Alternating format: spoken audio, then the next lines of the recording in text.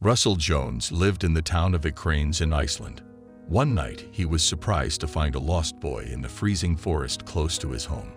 When morning came and he found out the whole truth about the boy, his hands shook. Russell was not happy with the immense amount of snow that had fallen in his backyard overnight, but he still wanted to go out. It was late afternoon when he opened his front door and took a deep breath, feeling a light breeze on his face. Nothing made the old man more excited than his daily walk at exactly 6 p.m., always accompanied by his best friend and faithful companion Spike. Although the snowfall had left more than 8 inches of snow on the ground, the dog went ahead of him as if he were clearing the way and leading the walk. Russell's complete love and trusting relationship with his little dog was easy to understand. He was his only friend, and Russell felt safe with him around. The old man had no one else to rely on after the death of his wife and the loss of his only daughter, Holly. His daughter was really a late blessing in life, since both her parents were already over 40 when Russell's wife became pregnant. They had had difficulty trying to conceive, and just when they had given up, they received word from the doctor that, unbelievably, his wife was pregnant. It was their last breath of hope. Holly grew up to be a smart, well-educated girl, attending good schools and getting high grades. She was well-behaved and easygoing, and she connected with their parents in an almost poetic way. Sometimes they didn't even need to talk with just a glance. They knew exactly what the other was thinking. It was during college, however, that things began to change for the family. The fairy tale they had been living was coming to an end. The pleasant nights gave way to stressful mornings when Holly's parents, without having heard from their daughter overnight, had no knowledge of her whereabouts or who she was. With her good grades gradually dropped to the point that a meeting at the school was scheduled. Suddenly, the gentle, sweet Holly turned into a stubborn-minded young woman who was always sneaking out to parties and not communicating well with their parents. All this did not happen out of the blue. However, there was a reason for it. In fact, the change in Holly's behavior had a first and last name, Devin Wallace.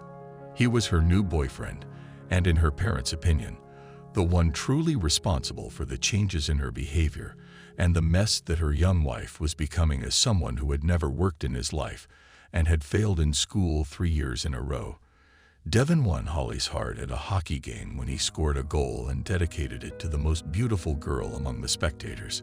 Russell and his wife never had a problem with boys taking their daughter out, but they knew from the beginning that this young troublemaker was not a good choice.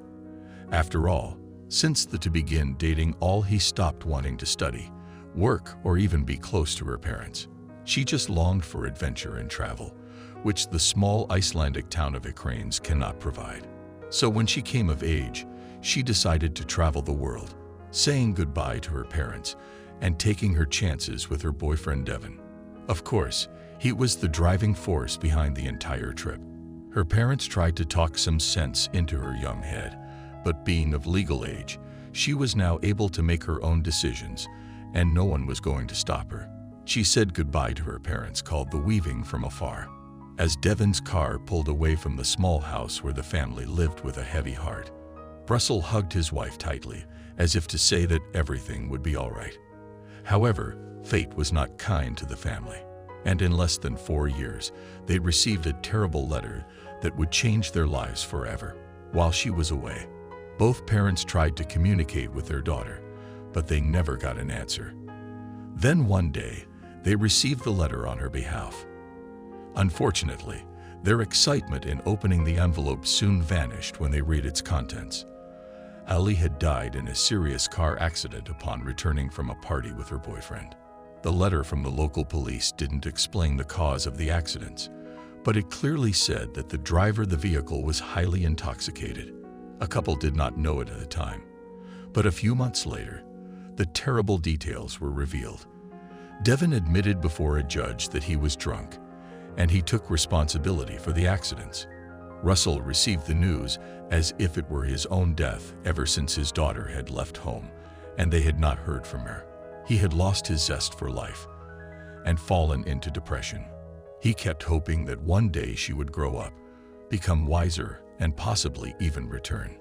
However, with the news of her death, sadness settled in even more. and the couple's crying became commonplace. His wife was admitted to the hospital about 3 months later and died suddenly of a heart attack.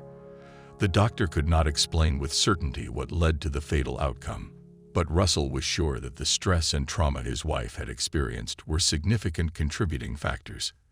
It is difficult to imagine how Russell's life might have been from that point on if it were not for his faithful companion Spike. Russell found him rummaging through garbage cans near his house one day and adopted him, giving the elderly man a reason to wake up every morning once again. And now, while walking his dog, Russell was able to forget his troubles. But on this particular day, Spike suddenly raised his ears, began to run ahead. Russell thought that it might just be a squirrel or a fox that had caught Spike's attention. But when he took his time to return, the old man followed his trail to see what was there. And when he saw what it was, it gave him such a fright that he almost fainted. He never imagined that he would be seeing a scene like this. A boy about 7 was standing under a tree, stroking Spike's head without any fear or concern. However, when he noticed Russell standing there, he was startled and immediately flinched. "Easy. Don't be afraid, young man. How did you get here?" Russell asked him. His question was clearly well-founded. After all, the two were in the middle of a forest, and as night was falling, the temperature was approaching freezing. The boy did not answer. He just lowered his head and started to back away. At this point, Russell noticed that he had a mark on his face, as if he had run into a tree trunk or branch. "Look, it's okay if you don't want to talk to me, but night is falling, and this is a dangerous place for a child. If you want, you can follow a Spike and me back home." The boy looked suspicious, but he didn't have many options. So he accepted the old man's invitation back to his cabin. Russell at the fireplace and served them hot chocolate and cookies, but she devoured it quickly. He was clearly not very comfortable and kept looking to the side, as if afraid that someone or something might appear. The old man noticed his concern and tried to coax more information from him, asking what his name is, where you lived, and who his parents were. However, the silence was the boy's main response. When Russell realized he wasn't going to speak, he prepared the guest room and showed the boy to it so we could spend the night after a few hours of good rest. The sun rose again, illuminating a new day and renewing a life. The little boy opened the door and sat down at the table to enjoy the breakfast the old man had prepared for him. Soon after the meal, Russell tried again to talk with him, even though he didn't expect to hear an answer. But to his surprise, finally, words came out of the boy's mouth. "My name is Theo, and I live a short distance away with my father. I left home for a walk, and I think I walked too far and got lost. I'm sorry. I didn't tell you sooner, but I was afraid." He said Russell was happy to finally hear Theo's voice and said that everything was fine. He asked where his father's house was so that he could take him back. However, the boy was anxious, and it was only after much persistence that he gave details of where his home was. Russell put on his boots, packed the boy lunchbox with small snacks, and they headed off in the direction he had indicated. After 40 minutes of walking, it finally reached the iOS home, where Russell expected to be greeted by a concerned father. He knocked on the door and rang the bell, but no one came to the door. He had intentionally decided to go early in the morning in order to meet Theo's father before normal working hours.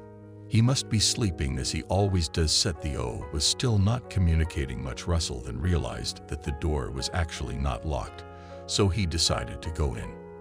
As he turned the knob, the door opened. He would normally never enter someone's house in this way, but he considered the situation to be an exception, so he decided to step inside to look for the child's guardian. Soon after entering, he could see that almost everything was covered with dust and garbage. There were liquor bottles scattered all over the place, pizza boxes, and leftover canned food everywhere. Russell walked carefully in and found a man lying on the couch in the middle of all the dirt. The smell of alcohol permeated not only from the room, but also from the man lying there. "That's him. That's my father," said the boy. Russell was in shock before you could think of what to do. The man lying on the sofa woke up. "What is this? Who are you and what are you doing in my house? How did you get in here, you old fool?" he asked. His first words to Russell sounded angry and impatient, being very polite and controlled. Russell explained the situation and how he had found his son lost in the forest. He said he had only come in because no one answered the doorbell. "What's that pest ran away again?" He'll see me. Russell didn't know what to think of what he had just heard, because clearly Theo's father didn't even know that his son had been in danger the day before. How does someone lose a son and not even realize it? Russell thought his father forcefully grabbed his son and gave him a harsh scolding. Then he slapped him firmly across his face. This was too much for Russell.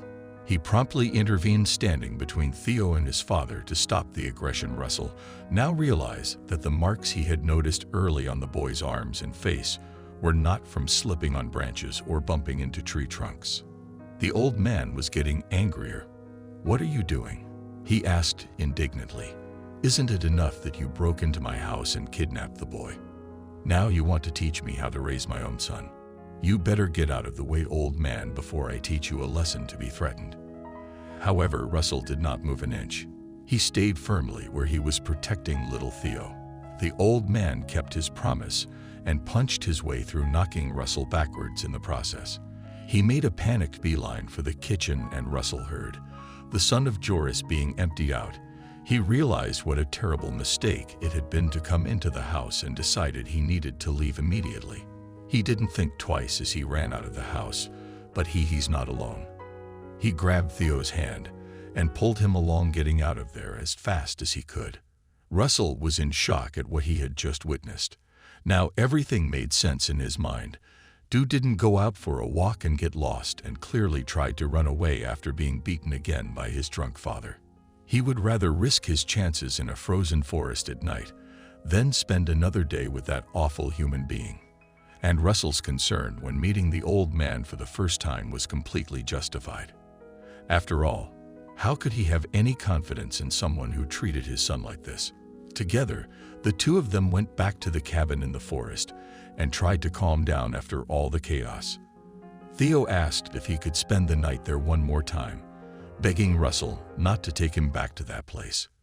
"Don't worry for you. I will do everything in my power to make sure that you never see that monster again."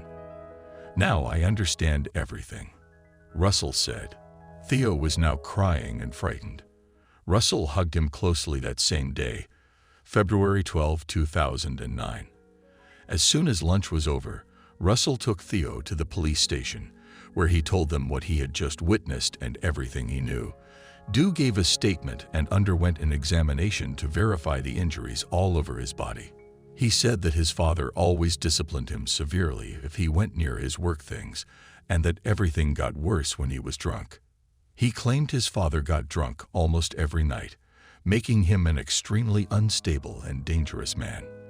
The father was identified as Sebastian Gibson.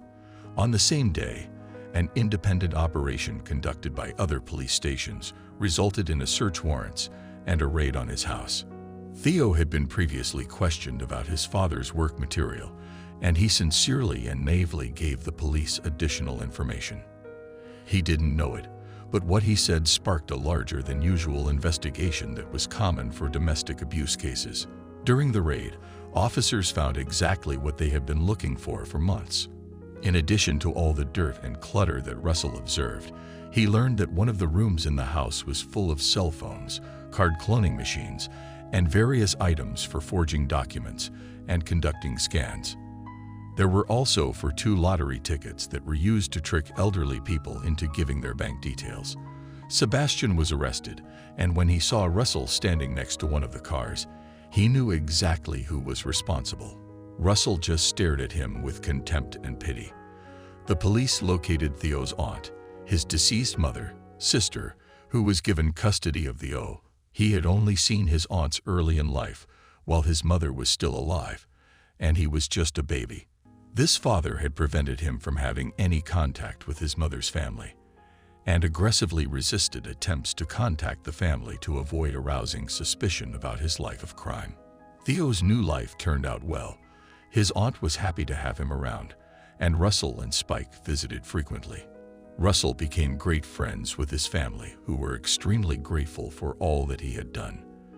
They started inviting him over almost every weekend and on holidays, giving to a foster grandfather and Russell a second chance to be happy.